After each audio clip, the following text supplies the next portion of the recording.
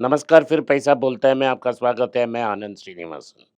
जो कल ऊपर गया आज नीचे आने आए हैं, तो मार्केट बहुत वीक है, घसीट रही है ग्रेविटी, ट्रम्प भी मदद कर रहे हैं उसे नीचे लाने के लिए, लेकिन हमारा म्यूचुअल फंड लोग उसे पुश कर रहे हैं ऊपर, तो त्रिशंकु में फँस गया है मार्केट, लगभग 20 पॉइंट ऊपर है, नीचे ऊपर जा रहा है, बिल्कुल फ्लैट है। बैंक निफ्टी 60 पॉइंट्स ऊपर है, लगता है कि बैंक निफ्टी की बदौलत ऊपर उठने की कोशिश हो रही है, लेकिन बॉन्ड में यील्ड्स बढ़ रही हैं, mark to market losses bank की बढ़ेंगी, तो बैंक का फ़ायदा कम हो जाएगा और सीडीज़ के बदौलत ही लेंडिंग हो रही है। बैंक्स में फ़िक्स्ड डिपॉज़िट्स नहीं आ रहे हैं, तो बैंक्स में इस रेट में और ऊपर जाना नामुमकिन है, तो मार्केट यहीं रहेगी, एफआईआईज़ बेचते रहेंगे, तो इसलिए आज नहीं तो कल मार्केट नीचे आएगा। सोने के दाम में थोड़ी गिरावट है, क्योंकि ईरान की पीस डील ना होने वाले हैं। अभी तक कोई डिटेल्स नहीं आई हैं, लेकिन ट्रम्प जी ने इस सदर्न ईरान रीजन को बम करना शुरू कर दी। इसका मतलब है इस हफ्ते भी होर्मुज़ नहीं खुलेगा। अगर होर्मुज़ खुलता भी है, तो लगभग तेल सामान्य आने के लिए 6 महीने हो जाएँगे। सिर्फ तेल का प्रॉब्लम नहीं है, फर्टिलाइज़र, अमोनिया, नाफ्ता सबका प्रॉब्लम है। तो गवर्नमेंट का fertiliser subsidy bill 3 lakh crore cross हो जाएगा और दूसरी चीज़ ये है कि पैसा देने पे ही फर्टिलाइज़र नहीं होगा और जून की पहली हफ्ते से बारिश केरला तक आ जाएगी और जब बारिश आती है तो सोइंग सीज़न शुरू हो जाएगी। तो हमें फर्टिलाइज़र चाहिए, लेकिन फर्टिलाइज़र नहीं है। आज मार्केट में रुपया 12 रुपये पैसा गिरकर 95.42 तक पहुंच गया। सारी कच्चा तेल का दाम एक समय 95 तक नीचे आया, लेकिन अब 99 वापस चला गया। Auto 0.08% up, IT 0.4, pharma -0.2, FMCG -0.2 और metal index 0.6।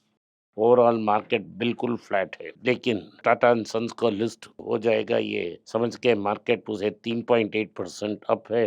Tata chemicals, Tata power 2.9% up है, Karnataka bank 2.6% up, Amara Raja 2.6% up, Tata motor passenger vehicle 2.1% up, Exide 1.8% up, Thangamayil 1, Divi's lab -1.3, Sun pharma -1.3 negative है। तो डीजल का दाम लगातार बढ़ रहा है, 7.5 रुपया लगभग ऊपर आ चुका है। इसका मतलब है कि ट्रकिंग मार्जिन गिर गया है और दूसरी ये चीज़ है जो कैप्टिव ट्रक्स हैं कॉर्पोरेट्स की, उनके लिए 142 रुपया मांग रहे हैं, तो वो भी नीचे बंद पड़े हैं और कंपनियां बाहर फ्रेट दे रहे हैं और जो ट्रांसपोर्टेशन एसोसिएशन ऑफ इंडिया कहती है कि 5 ट्रक्स में से 1 ट्रक रोड में चुप बैठी है, सिर्फ 80% ट्रक्स प्लाई कर रहे हैं रोड में। इसका मतलब ये है कि नंबर ऑफ ट्रक्स में शॉर्टेज है, फ्रेट का दाम और ऊपर जाएगा, इससे हमारा महंगाई बढ़ेगा, तो सारी ट्रांसपोर्टेशन बढ़ने से सारी चीज़ बढ़ जाएंगे और लोग कह रहे हैं कि और पेट्रोल डीजल का दाम और बढ़ सकती है। यूएस कहती है कि उन्होंने सेल्फ डिफेंस स्ट्राइक की ईरान की सदर्न एरिया में और इसका मतलब है कि नेगोशिएशंस उतना ठीक नहीं चल रहा है जितना अपेक्षित था।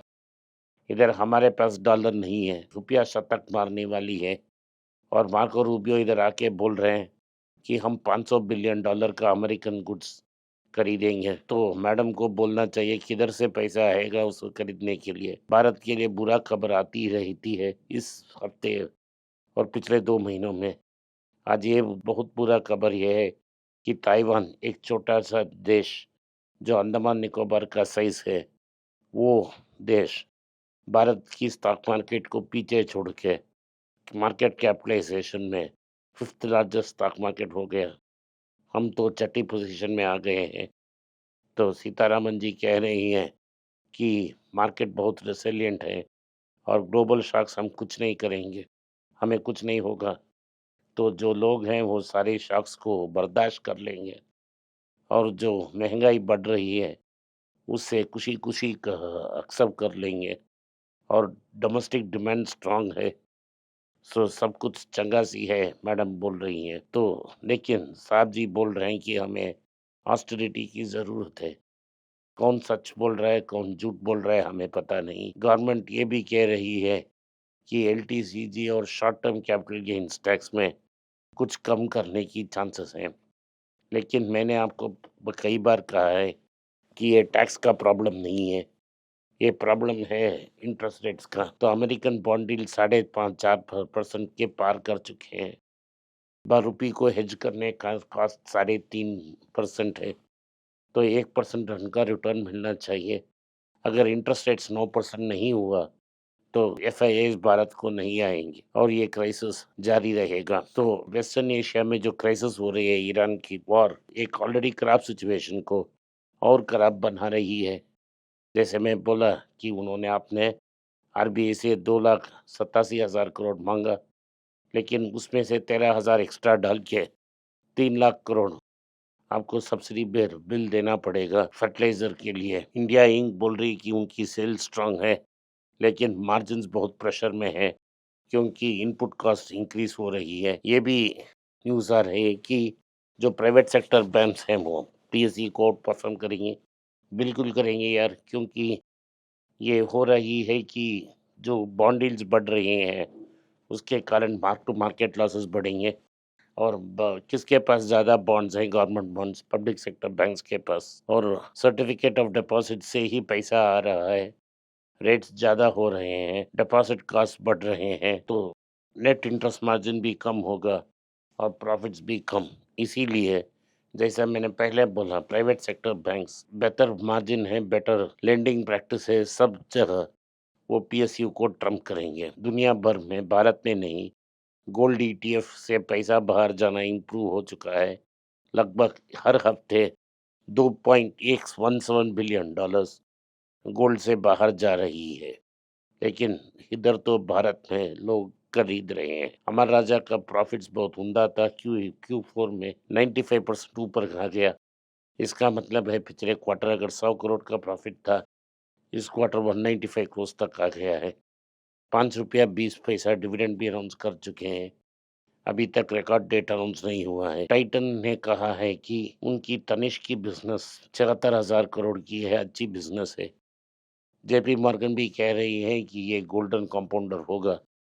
लेकिन जब ईरान की वॉर शुरू हुई है, उससे शानदार रिजल्ट्स देने के बाद भी मार्केट से उनका 30,000 करोड़ उनका वैल्यूएशन गिर गया है। अभी भी ये हीरे का सुई है। लेकिन जो गोल्ड और ज्वेलरी स्टॉक्स हैं, इनसे सबसे बेहतरीन परफॉर्मेंस टाइटन का होगा, क्योंकि उनके पास और जो बिज़नेसेस हैं, वो बेटर परफॉर्म करेंगे। टाटा सन्स में न्यूल टाटा, एयर इंडिया और नए बिज़नेसेस की लॉस के बारे में इंक्वायरी चाह रहे हैं।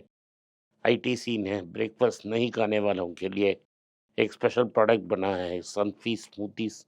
आप स्मूथीज़ पे करके ऑन द गो ब्रेकफास्ट खा सकती हैं। विप्रो ने 23% प्रीमियम में 15,000 करोड़ का बायबैक अनाउंस कर ली है और एचसीएल टेक ने पेगासिस्टम से अपना जो पार्टनरशिप है उसको बढ़ाया है और ज़ाइडस ने ऑन्कोलॉजी और यूएस स्पेशलिटी बिजनेस पे कंसंट्रेट की है। कि आईटीसी को कंसीडर करने के लिए आज आखिरी दिन है। अगर आपको डिविडेंड चाहिए, कल रिकॉर्ड डेट है, तो अगर आपका नाम कल रजिस्टर में नहीं होगा, तो आपको डिविडेंड नहीं मिलेगा।